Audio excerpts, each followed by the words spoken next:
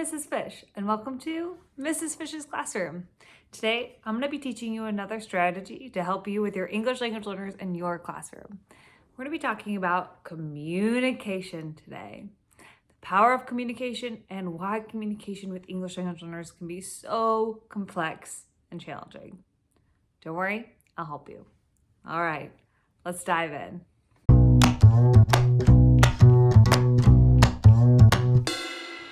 So we learn through language and with language, and all teachers are language teachers. So let's talk about communication. Communication is so intricate. It's a very complex thing that we do effortlessly when you're, fluent. And it's so important that how we communicate, especially to English language learners, is super vital to help them with their learning in your classroom. So what is communicating? Communicating is not just throwing out words and hoping that someone understands you. It is encoding and decoding messages.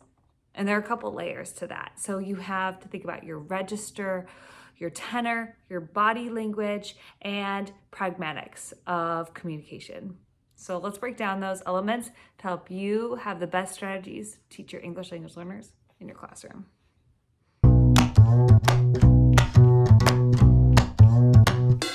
Remember, we're all language teachers. We teach and learn through language, making every teacher a language teacher. So our first element of communication is register. Register has to do with the formality and style of language used in order to convey a message, depending on who you're speaking to. So this really has to do with the grammar and the vocabulary you're using, depending on your audience and the context of whatever subject you are talking about. This is super important for English language learners because if you are about to talk about a new subject, let's say you're going to dive into multiplication, you need to make sure that they understand the vocabulary, the academic language you're about to be using before you dive into that language, or they're going to totally miss your register. As well as if you are explaining something to students and you're too casual, like you get the thing, you get the gist.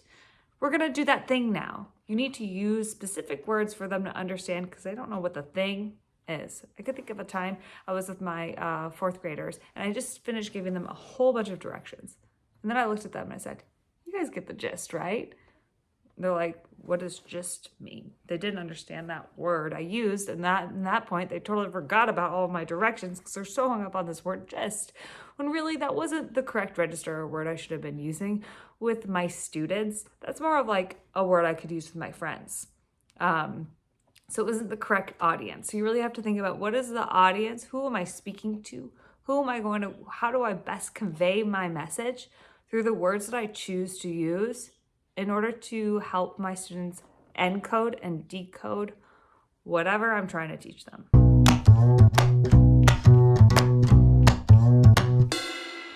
All right, so your next element of communication is tone. Tone is super important because it helps you convey the emotion behind your message.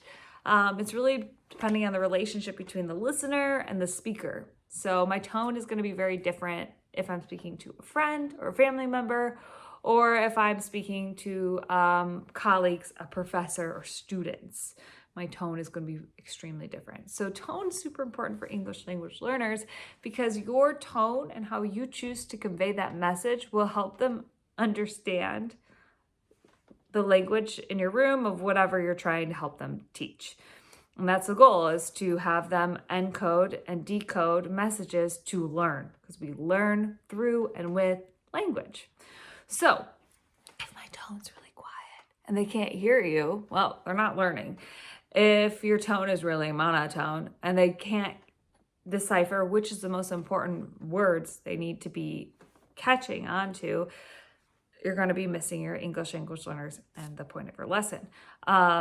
So your tone is really important. So what do you need? So what's the best tone for English language learners? So you want to have kind of a more charismatic inflection and making sure that you're highlighting words that are the most important. So if I was going to be conveying my learning target of today, we are going to be summarizing a text. I want you to summarize a text, making sure you're really emphasizing on the words that are the most important.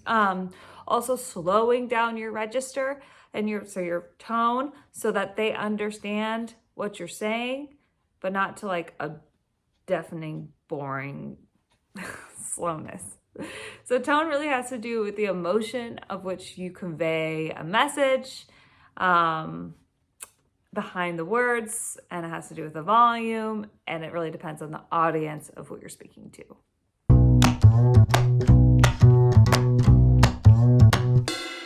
So the next element of communication is body language. How we use our body in order to help convey the message. These are nonverbal cues that help a listener and a speaker really hone in the message that you're trying to convey. Body languages can be extremely complex for English language learners because depending on their cultural background or where they are, there's very different ways, different body languages that are used in order to communicate in different cultures. So what is socially acceptable or how is typically conveyed. And so a lot can be maybe misinterpreted or misunderstood depending on the body language. So really trying to be explicit with your body language helps. So, if you're talking about a topic that might be pretty grim in history, you're going to convey that through your face or your hands. Or if you're very excited and excitable, you're going to show them that you're excitable. So really trying to show using a whole body experience while you're conveying a message will help your English language learners better understand words in your classroom. So the next element of communication is pragmatics. So really understanding the nuances or the end meaning of your message. So thinking of like, okay, is this message supposed to be a literal or figurative? What is your end goal or what is your end meaning of whatever you're trying to communicate? So if I looked outside and I was like, it's raining cats and dogs outside. For an English language learner, they might literally think that there are cats and dogs falling from the sky. So they don't understand the pragmatics or the meaning of your message. And how you convey that also has to do with body language and all of it and your tone as well. So pragmatics has to do with what is the end goal versus, wow, it's raining a lot outside.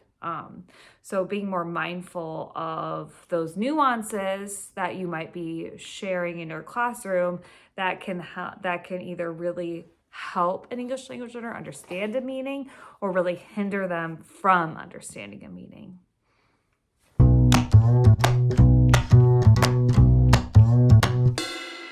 So why is communicating with English language learners can be so challenging is they're still grappling with the vocabulary and grammar that you're using in order to convey your message. They might not understand the constant stream of the English language that they hear, so they might not fully grapple or understand the intonations of your voice, the inflections. They might just hear a constant stream of words instead of hearing the individual words or phrases yet. So I'm going to give you some tips on how to best communicate with your English language learners in your classroom so that they can most benefit from the knowledge that you're trying to convey to them in your class.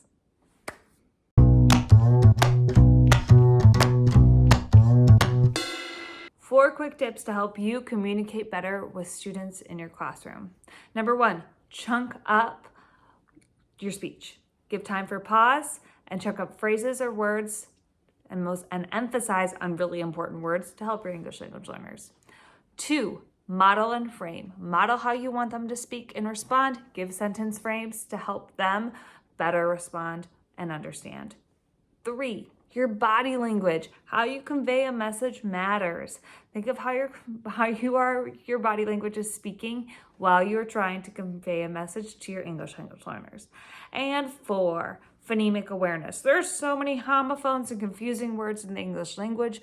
Make sure you're being very explicit and either teaching those or mindful of the words you're choosing. Make sure they have a strong awareness of phonemic awareness.